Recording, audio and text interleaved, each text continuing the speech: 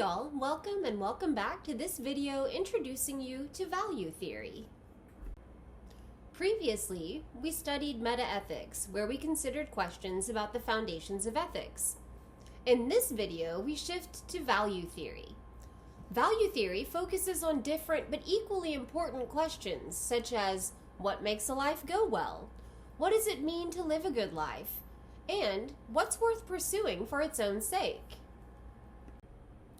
Unlike normative ethics, which is about moral rules and obligations, value theory is the study of value. Also known as axiology, value theory is the branch of ethics that focuses on well-being and the good life. Whereas normative ethics focuses on universal ethical systems, value theory zeroes in on the individual. It's about one life, your life, and what makes it flourish. Philosophers also define value theory as the study of what's valuable in its own right and the nature of well-being.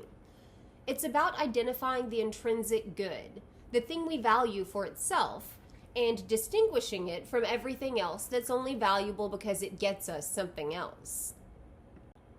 The key questions value theory focuses on include questions like, what makes a life go well? What does it mean to live a good life? And what's worth pursuing for its own sake?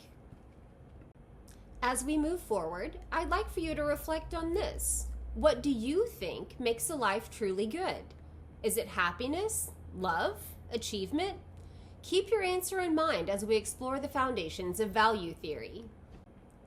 To get us started, in order to understand value theory, we need to understand the differences between intrinsic and instrumental value. This is one of the most important concepts we'll cover. According to Russ Shafer Landau in his book, The Fundamentals of Ethics, intrinsic goods are those things that are good in and of themselves, apart from any results that they may cause. Examples often include happiness, virtue, knowledge, and desire satisfaction. We don't value happiness because of what it leads to. We value it for its own sake. By contrast, instrumental goods are only valuable because of what they help us to achieve or what they help us to get.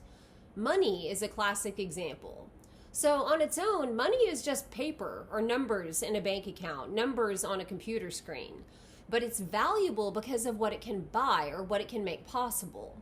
Other examples include technology, education, and medicine. They're valuable because they lead to other good outcomes. The key point is this.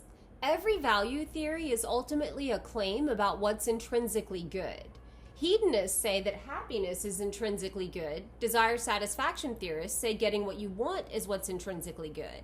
The distinction lies at the heart of all the debates about the good life. Now take a moment and reflect. What's something in your life that you value intrinsically, and what's something that you value instrumentally? That distinction will help you to see how the theories we study are working. So why does value theory even matter? Why are we studying this? Because it pushes us to ask, what is the ultimate goal of life? What is the good life, really? All right, y'all, let's walk through a practical example. Why are you taking this class? For many of you, the answer is because it's required for your degree. That makes the class instrumentally valuable. You want the degree because it helps you to get a job. The degree is instrumentally valuable. You want the job because it allows you to afford a lifestyle. Again, instrumentally valuable. You want that lifestyle because you believe it will make you happy. At this point, happiness is no longer valuable because it gets you something else. Happiness is valuable in and of itself. It's intrinsically valuable. This example illustrates why that distinction between intrinsic value and instrumental value really matters.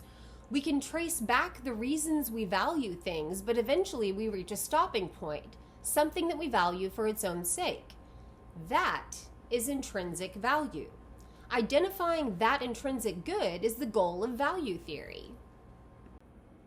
As we move forward, we'll see different theories of well-being propose different answers. Hedonism says happiness is the ultimate good. Desire satisfaction theory says well-being is getting what you want. Each theory gives us a different picture of the good life. Now, this question about the good life is central to value theory. Something you might consider is this question: is there one universal good life, or are there many ways to live well? In later videos, we'll talk about various philosophers' conceptions of the good life to hear what they said. Here's the last reflection I'll leave you with. Do you think there's one universal good life that applies to everyone? Or are there many different ways to live well, depending on each person? And is happiness really the final goal, or might there be other things worth valuing for their own sake? These are the questions value theory invites us to wrestle with. All right, y'all, that's all for now. If you're interested in more videos about value theory, hedonism, and desire satisfaction theory, check out those playlists on our channel. Also, if you'd like to see more videos on philosophy and ethics, take a look at our channel. Thank you so much for watching. Y'all have a great day.